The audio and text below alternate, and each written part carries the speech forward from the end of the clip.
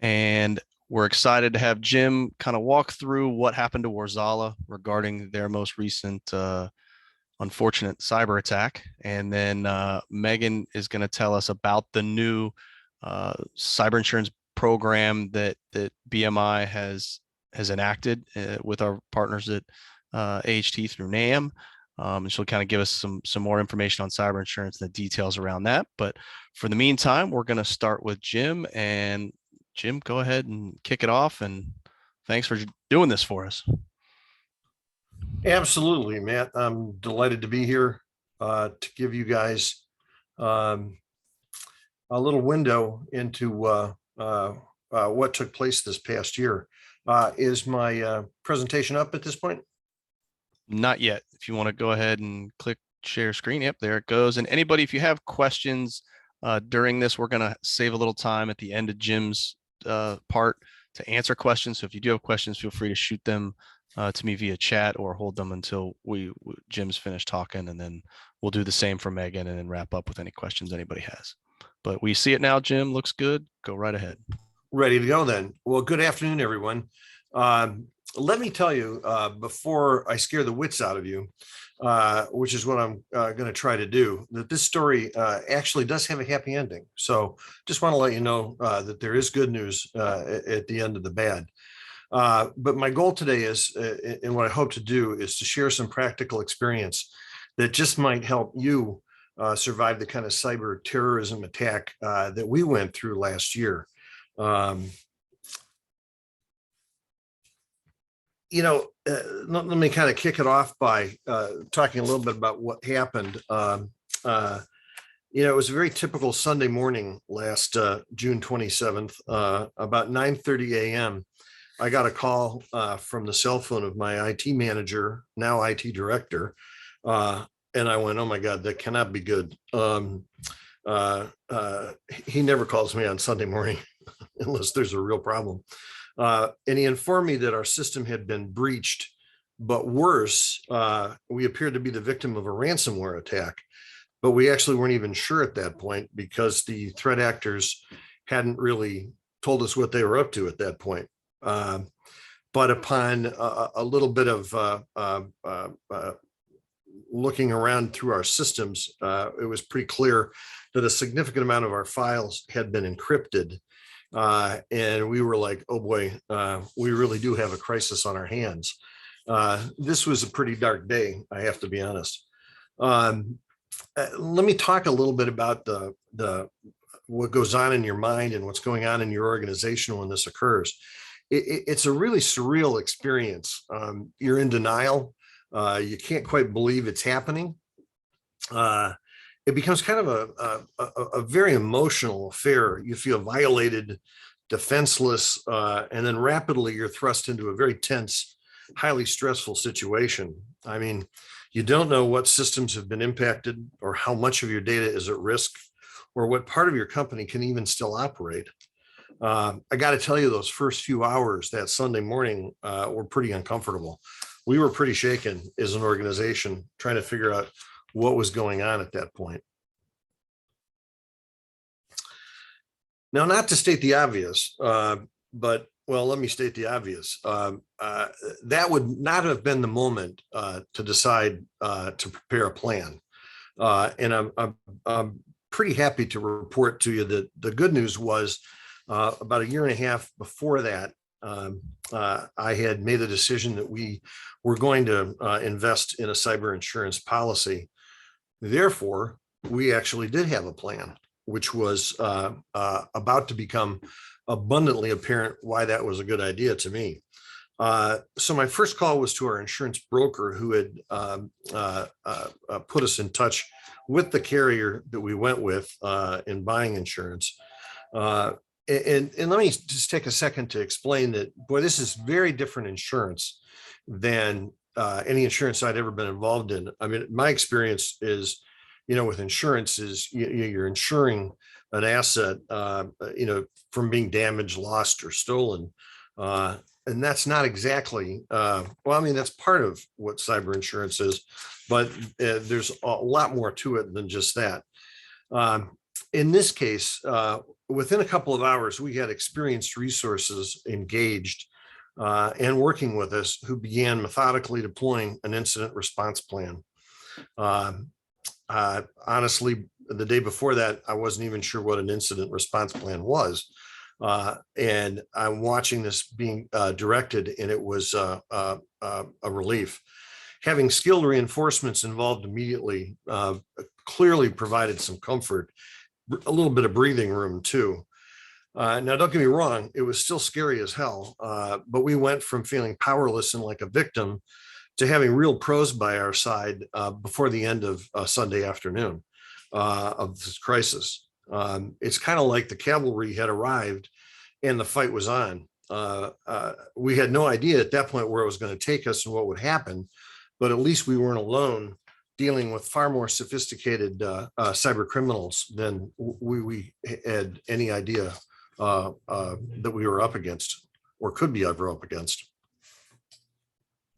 So let me talk a little bit more in detail as to what, in our case, the cyber insurance package included, which is pretty standard and similar to what BMI is endorsing.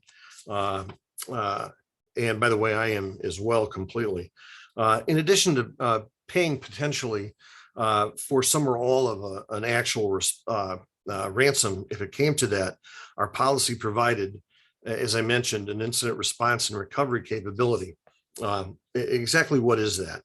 Well, that phone call to our agent resulted in a call to the carrier and immediately kicked the incident response plan into action. And what that entailed was really a multifaceted group. It started with a group called Arete Advisors. They are cybersecurity experts, and the law firm of Baker Hostetler, which is a big national firm, but they have a thriving cybercrime practice.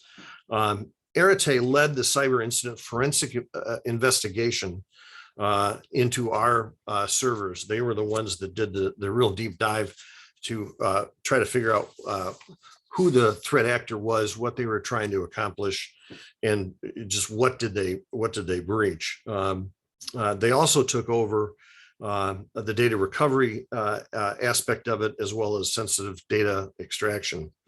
And they also acted as the sole negotiators with the threat actors. At no time from that point forward did we have any kind of contact, either digital or our telephone, with the threat actors ourselves.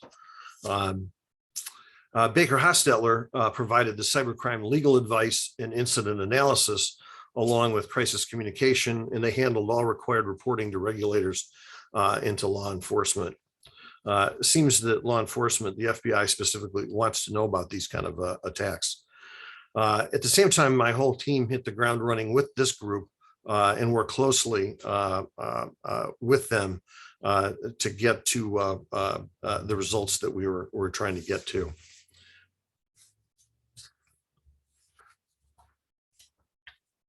So as we got our resources up and running, here's what we discovered. Because the tracks were covered pretty thoroughly, positive idea of the specific threat actor, it was deemed not to be really worth the effort. We knew that they were the attacks originated in Russia, and the ransomware variant was the very evil Medusa Locker.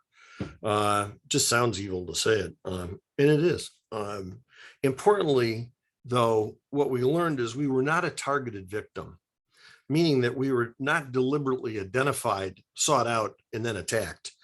This was a brute force attack that looked for a company with a weakness to exploit. I mean, they throw these hacking attacks against a myriad of companies all the time, and then they just sit back and look for anything that gets their foot in the door, and then they go after you. We also learned that the threat actors gained access into our system through an RDP port, which I'll go into in a little more detail in a minute. All 28 of our servers were attacked. There were 3 that were breached, and unfortunately, those were the 3 Isilon servers that managed incoming customer files. and they were running Kodak Prinergy software.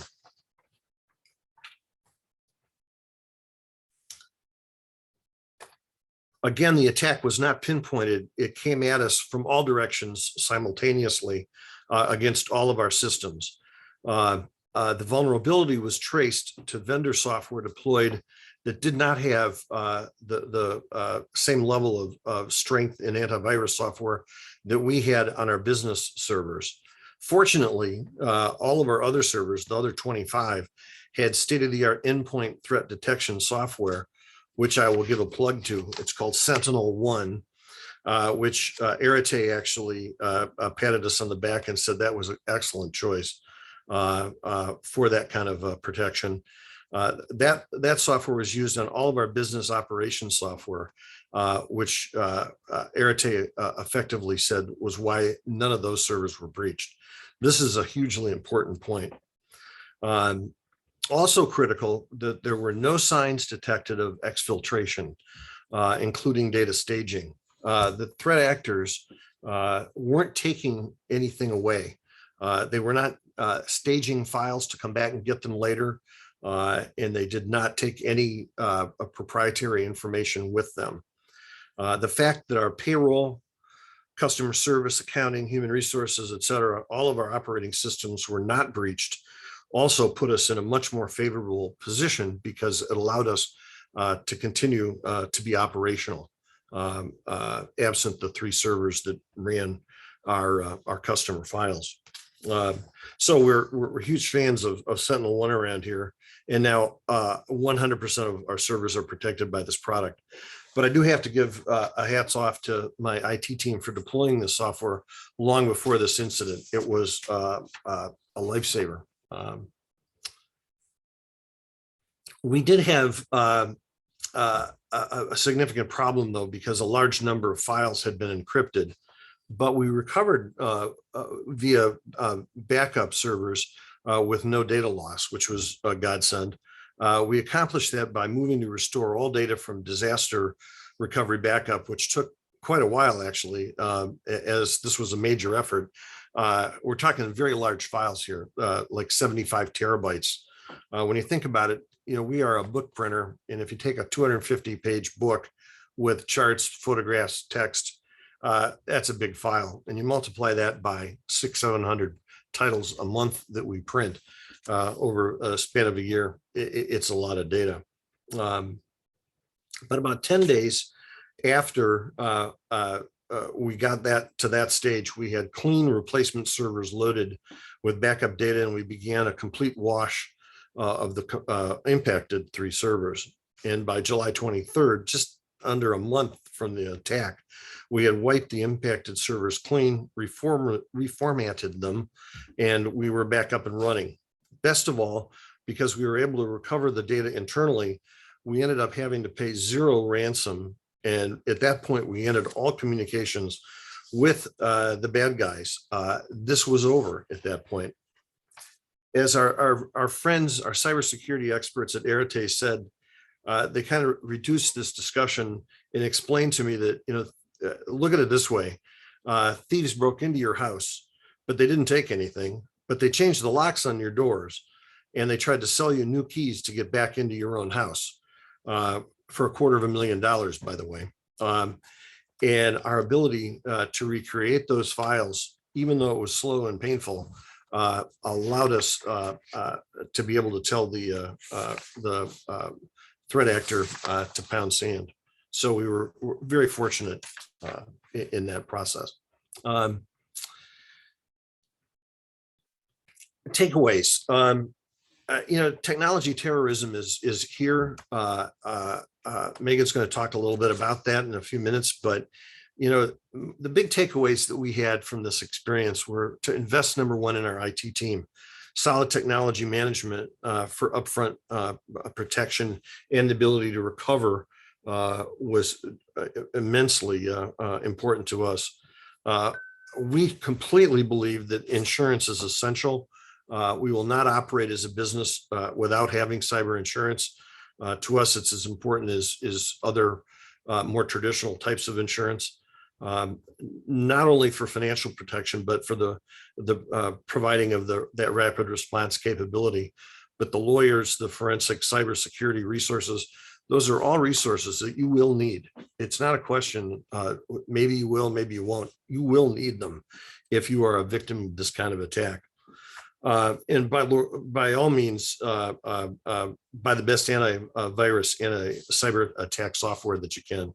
Protect your assets in the beginning.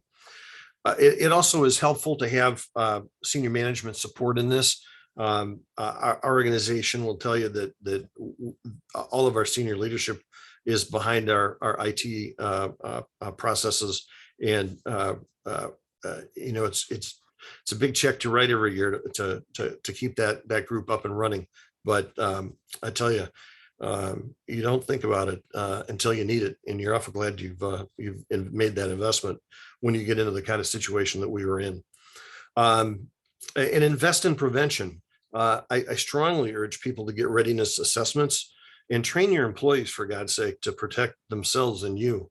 One of the things that we did about a year before this was we engaged an organization that launches false email attacks on us. And this is not to embarrass our employees, but it identifies those people who are more reckless than others, that are more apt to click on an attachment that could have an embedded virus in it.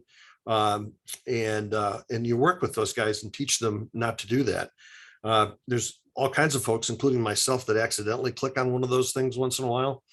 And when you do, and the thing springs out at you and says, gotcha, you really remember. And the problem with this is the bad actors are constantly coming up with innovative ways to pierce your defenses. So you really do need practice at this.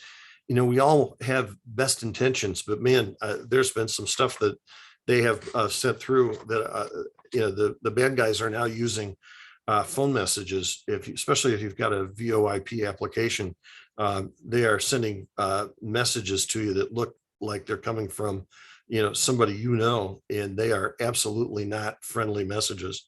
So just in closing, I would say, we don't have unrealistic expectations. We won a battle.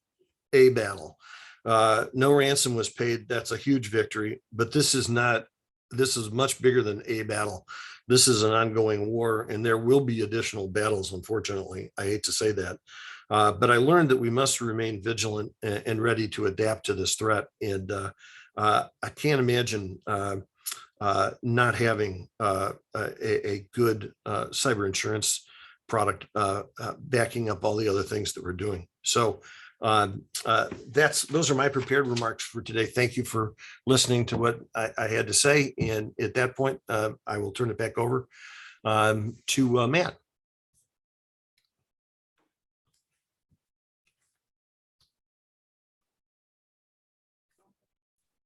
Matt, I think you're on mute. Of course, sorry. I've just clicking too many places at once and forgot that one click that I needed there. If anybody has questions for Jim, please feel free to shoot them over in the chat for me. That way people aren't trying to talk over one another. But we really appreciate, Jim, you sharing that with us and being open and honest. I know we had a similar presentation to this a year or two ago with detailing Thompson Shore's issues, which unfortunately had a much less happy ending. So one of the things you had mentioned, Jim, is something about an RDP port, how they got in. Is that right? You said you were going to tell us a little bit more about that. What exactly does that mean?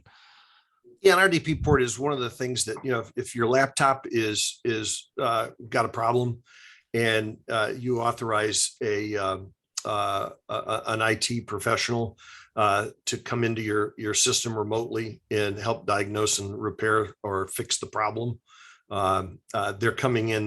That's the way they're coming into your system. And right now what the bad guys do is they look at every path in. If you, it's analogous to roads. I mean, they look for the freeways, the big roads, but they look for little tiny paths that are very little traveled.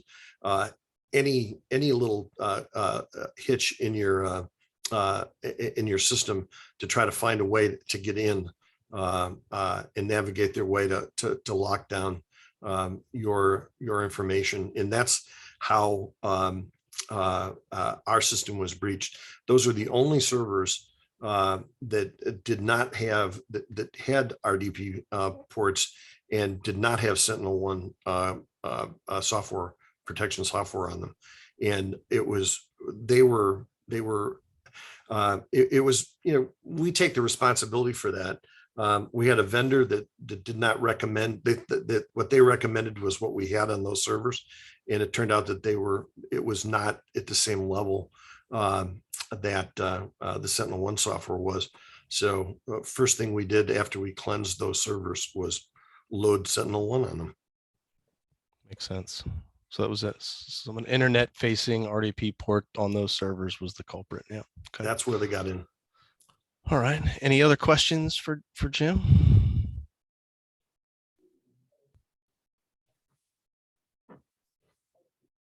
All right. Well, I appreciate it, Jim. Glad, all is well and right with the world again for you. So, so we're going to shift gears here and shift over to Megan, who has graciously started sharing her slides already. Fantastic. Look at that. Perfect. You can see that. So Megan is with the insurance company that we've partnered with for the BMI cyber insurance plan. So she's going to give us a little bit more on top of what Jim talked about as to, a little bit more as to why this is important, and specifically more about this program, which you might find beneficial as a BMI member. So go ahead, Megan, take it away. Thanks, Matt. And Jim, thank you for sharing your story. I think this is a great segue to discuss this cyber resolution that BMI has made available for members and the importance of cybersecurity and having that standalone cyber liability insurance. Just as Matt was saying, first, just to highlight on this partnership through BMI's membership with National Association of Manufacturers, we can offer this exclusive product to you. It's a partnership with AHT and Coalition. And just to give you a little background on AHT, we are the broker for this, and we're an insurance brokerage risk management firm that specializes in manufacturing with more than 50 years of combined industry experience. AHT has really positioned themselves to help manufacturers manage really unique risks that you face globally. And we're recognized nationally as a leader in risk management and global machinery manufacturing. Coalition is the insurance carrier for this product, and they are one of the world's leading carriers for cyber liability insurance. They're backed by the largest reinsurer, which is Swiss Re. And really, they're a disruptor in the marketplace, as they are more of a technology company providing insurance, as they are really underwriting in real time instead of vice versa, where you have the traditional complete an application, the insurance carrier reviews it. So we just want to emphasize that they are underwriting your risk based on how you stand today in your cybersecurity posture. So I think it's important to set the stage of why cyber insurance and cyber risk management matters. And Jim Story did an excellent job of doing that. But really, cyber risk is no longer just a digital risk. All businesses are increasingly controlled by computers nowadays, which means really anyone is at risk of being attacked or having their system shut down. 39% of manufacturers experienced a breach ranging in 1 to 10 million in losses, and from the statistics on this slide, you can see that manufacturing is now the second most targeted industry for cyber attacks. So I think that there's, common misconceptions out there that cyber criminals only go after large entities or healthcare and technology related entities, and that's really not the case. Oops, sorry about that.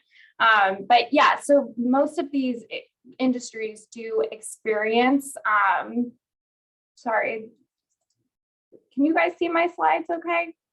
Yeah, you're fine. Oh, okay, perfect. So most of these industries really do experience more frequency and severity of claims, but really all industries, regardless of size, should be asking themselves right now, can I survive that $1 million loss? Alone, just in 2021, the average ransomware claim was $570,000. Is your business prepared to pay this? So with the adoption of technology by businesses really across all sectors now, this has created new opportunities for these cyber criminals. So this trend is only increasing now that there's been so many changes with organizations making, remote work, especially during COVID-19. And these cyber criminals are definitely using this to their advantage right now. So their rate of success has increased, and you can tell just, from these statistics here. For instance, every 39 seconds, there is a cyber attack in the US. So while having cybersecurity measures in place that can help mitigate risk, it really can't eliminate risk. And most organizations aren't prepared for this. Every business carries property insurance, yet you face less than a 1% chance of your building burning down. However, you have a 60% chance of having a cyber incident, yet over 50% of businesses don't carry cyber insurance. So now that I've scared you enough, what is cyber cover? And I really want to emphasize that this is more than just a cyber insurance policy. It helps to prevent security failures beforehand, but also helps organizations to mitigate and recover after an incident occurs. So I think it's kind of helpful to look at cyber cover as really a three-pronged cyber resolution. It's that risk management, the cybersecurity, and insurance all bundled into one product. So just to highlight, to protect how it works to protect you before an incident is done through a cyber risk assessment. And that's where we can generate a report that identifies your vulnerabilities really through the eyes of an adversary. I'll definitely touch more on the value of this assessment, but this is truly a key differentiator in this product when compared to others in the marketplace, because this is at no cost to you. We can give you a cyber risk assessment even before you are a policyholder. And then, as a policyholder, you are provided with a cybersecurity dashboard, and it has an abundance of resources, provides 24/7 monitoring, employee training, security services, and these are all at no additional cost. The dashboard also includes applications such as Cloudflare, curricula, and I can go over those in more detail as well, and various others applications. Actually, Sentinel One is included in there at a discounted price as well. So keep in mind that these applications are included and quoted with that one cyber cover premium. And then finally, if a cyber incident were to occur, would your organization be covered? And this is really where the insurance kicks in. It's truly one of the most comprehensive and broad cyber insurance available in the marketplace. It's a policy that we specifically tailored to make sure that it is in place for industrials, all at a competitive premium. Coverages include first and third party bodily injury, property damage, pollution, and most cyber policies do not offer this. We've also brought in definitions to include SCADA and ICS. And again, it's just very broad compared to others in the marketplace. So really what differentiates cyber cover is that by using this three-pronged approach, it works to better your cybersecurity posture before, and then it also contains risks during the term. And then hopefully your cyber insurance would never have to respond, because we're all about you not having the claim. The carrier definitely doesn't want to pay it out, but if we can help better your cybersecurity posture, why not? So then, to dive into this cyber risk assessment, which I briefly spoke about before, this slide just kind of provides a quick snapshot of the summary page. So the cyber risk assessment, and you'll see us, refer to it as a CRA because we like to acronym everything. But this discovers critical vulnerabilities as a hacker would. The report evaluates your business from the perspective of an adversary by using this proprietary technology that Coalition has created. And they scan across the internet looking for open ports. And that would be, for instance, the remote desktop protocol, the RDP that Jim had referenced earlier. This report would pick that up. Security flaws, exposed data and passwords. And it's pretty neat because within this report, you'll see emails and the exposed passwords that are associated with it. And really anything that a hacker might exploit. But just to remind you, this is a passive scan. So the best way we can portray this, and it's all public information, but the best way to portray this is if a burglar was looking to break into a home, and that seems to be a popular theme these days, but you would most likely go look at this house beforehand and look for any security measures they have in place. Do they have a sticker outside their window noting that they have a security alarm? Is there a dog? How close by are the nearest neighbors? What are the points of entry? And so you kind of get the idea, but this is truly parallel to how Coalition runs their scan on the internet to then evaluate your business and give you a ranking on your cybersecurity posture. The other benefit of this report is that the assessment itself actually includes a list of security recommendations to protect you and how to reduce your risk. Security engineers with Coalition are available for a call or a meeting with you, and they can walk through the necessary steps to implement these recommendations from the report. Or if you have additional questions, just want to talk through the assessment, that's all available to you. We highly recommend taking advantage of this, and we'll help coordinate this call. And in the past, we've always found it beneficial when your IT department is on the phone as well. And just to reiterate, this is at no cost to you. You don't have to be a policyholder for this, but typically these reports are around, a couple of grand. So we really want you to take advantage and scan this QR code to complete a few questions just needed to generate your quote. And then back to those, that full suite of security applications that I had talked about before too.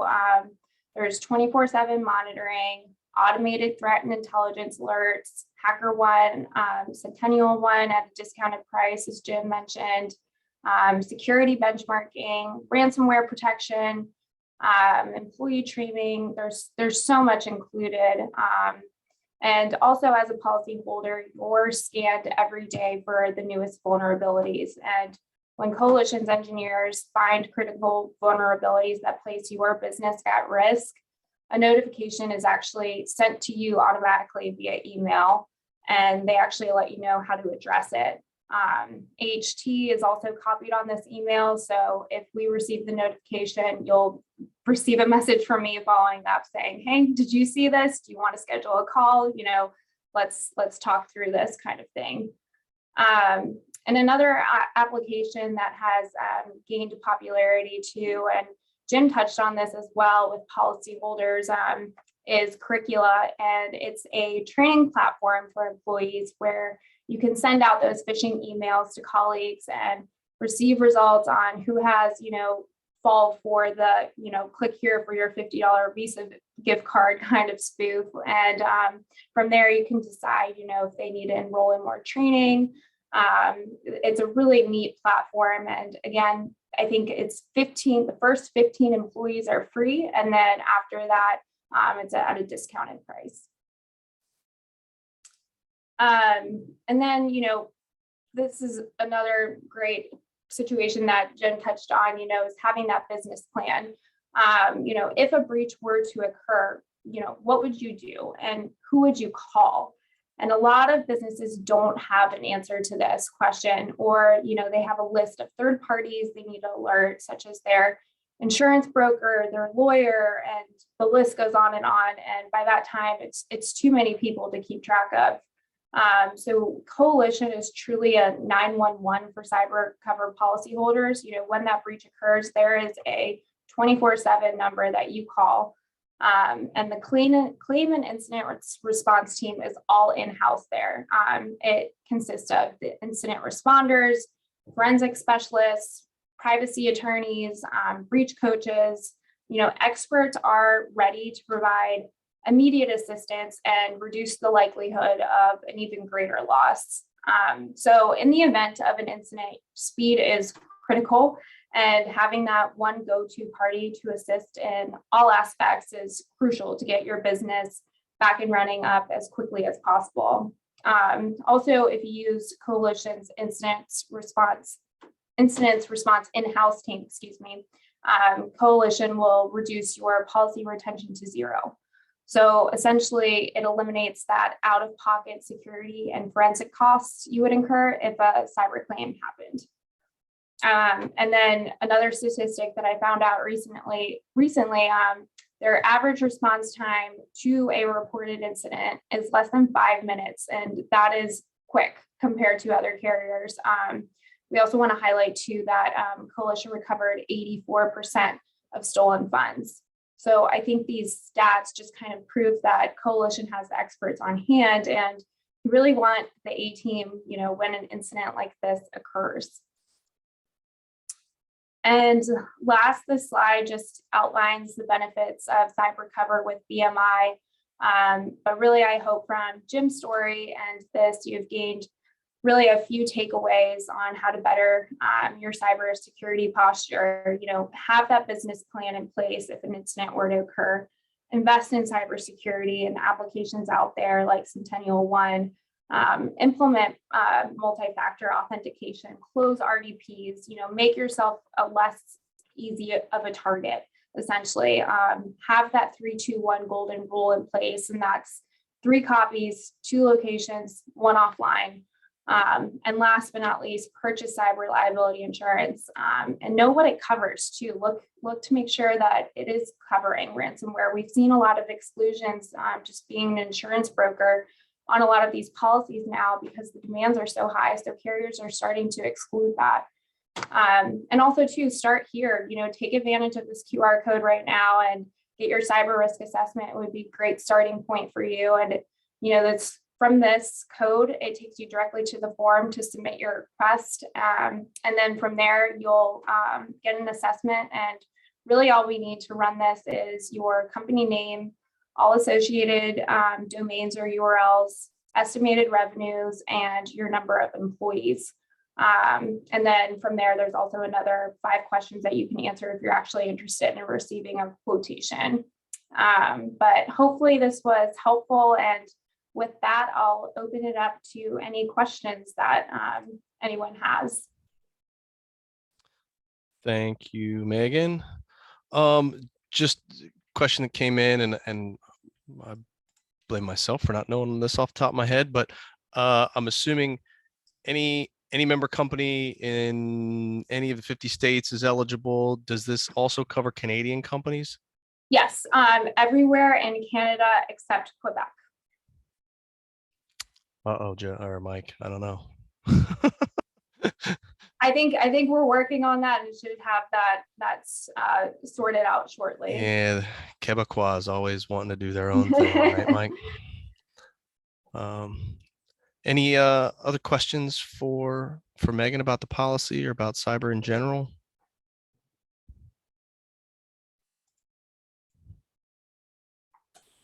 Yeah, Megan, this is Mike Sargent.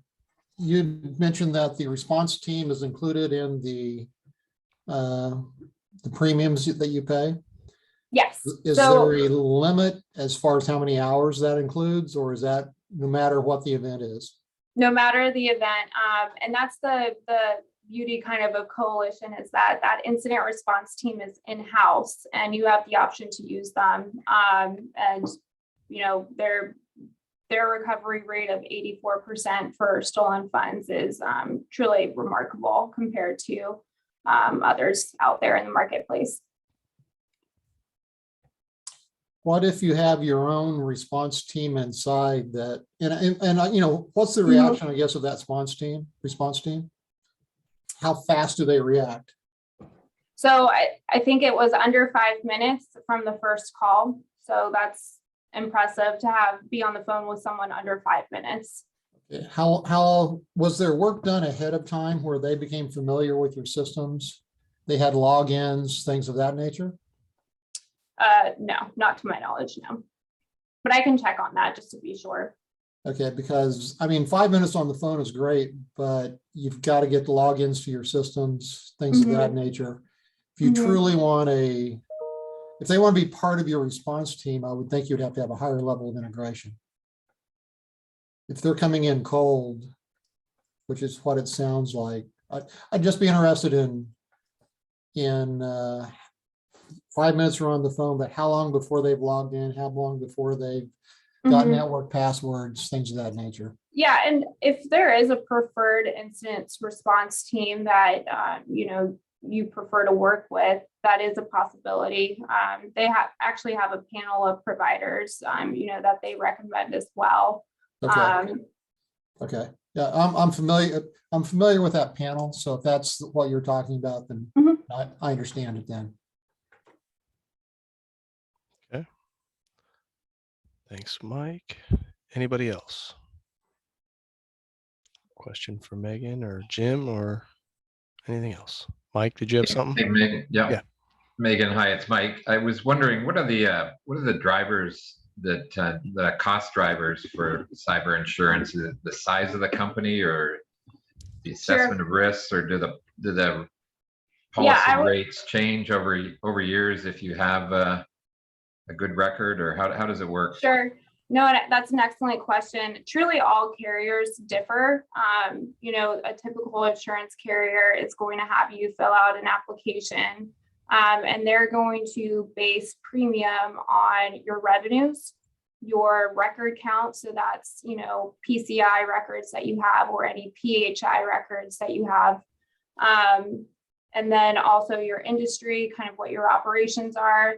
They're also going to ask, you know, what cybersecurity measures that you guys do have in place.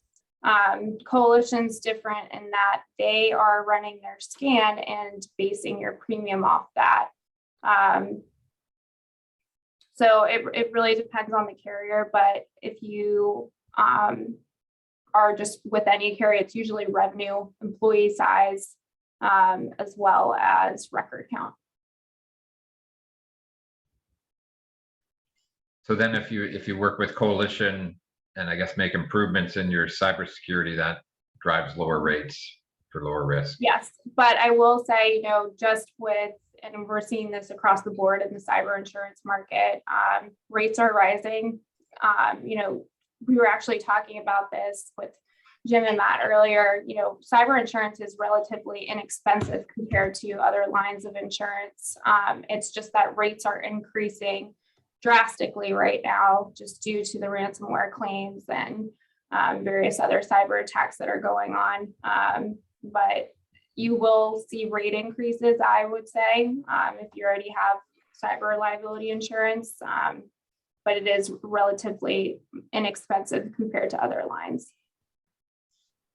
Okay, thanks. I had another question for Jim. Just when you were talking, Jim, about the servers that were breached and they had customer data, customer content, and that, can you share any experience of how your customers supported Warzala, or what was the reaction of your customers? Like, did they know there was a cyber breach, or were you able to manage through without customer impact, or how did they respond? Great question, Mike. Can you hear me? I think my mic is on. Yeah. Yeah, because we were able to come up so quickly, we alerted our customers that we were having an MIS issue with our system. Upon the advice we were given by our incident response team, they said at this point, don't go public with that information that you have had a ransomware attack. So we did not do it for the first week. And by the end of the first week, we had up and running. It was very slow because they weren't the same horsepower servers that we would normally have. We were able to process files. It was taking a while. So there were delays. So we apologized to all of the customers that we were having a problem, but we were attending to it. And especially once we found out that the bad guys had not exfiltrated files, had that happened, we would have gone to customers and let them know that their files were actually stolen. We would have had to have done that, but we were able to recreate those files quickly enough that after it was all over, we did go back to customers, and it was only a handful that were impacted. And we let them know what had taken place, and we gave them an incident response letter that explained what took place and why we did not come to them immediately with that information, and it worked out pretty well. I'm not sure if your experience is the same as ours, but we're getting more and more specific requests from publishers or customers in their manufacturing service agreements, and that not only for cyber insurance, but for specific levels of cyber insurance and specific volume per occurrence or total. Is that, I guess that's consistent with most of our BMI members. Yeah, I think that it's amazing that some customers are very sophisticated about it and others are totally oblivious. So it you know, the statistics that Megan laid out were, frightening, I think. But, for some reason, cyber insurance and ransomware, until you get touched by it, it's kind of like, that's for other people to worry about. That's never going to happen to me, right? And until it does, and then you're like, oh my God, what am I going to do? So it's amazing how many we bring that subject up to our clients, and it's interesting how many of them are in that mode still. We'll worry about that when we need to. Yeah, it's not a good attitude. Megan, are there typical levels of cyber insurance that manufacturers carry when they're less than 1,000 employees, or that? I think most of the BMI members here are 100 to 1,000 employees. I would say, one, it's funny that you bring up customer requirements, because when we review some of these contracts, we have been seeing 5 million requirements in cyber, which is, a higher limit. And, this product can offer up to 1 to 10 million in coverage. I would say that less than 1,000 employees, I would estimate you should probably be carrying around 3 million, depending on your revenue. But, we can always provide benchmarking for you if that's helpful as well.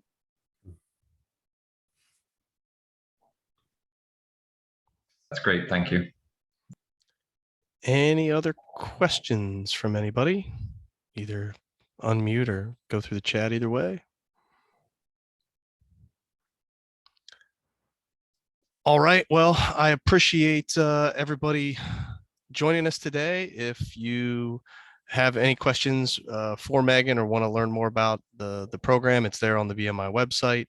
If you can't find it, let me know. I'll get you in touch. And thank you for joining us. Thank you, Jim. Thank you, Megan. And we'll see everybody next month at the industry check-in. Bye, everyone. Thank you. Thank you.